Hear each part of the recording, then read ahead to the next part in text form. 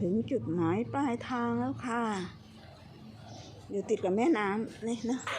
ที่บรรจุไฟฟ้าไม่มีเลยทำไมอ่ะ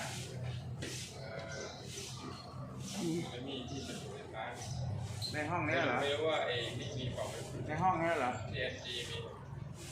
บรรจุไฟฟ้ารถเหรอโอ้เอามานี่เอานิ้ว2 นิ้วจิ้มให้ก็ชาร์จได้แล้วเดี๋ยวนี้จะไฟฟ้า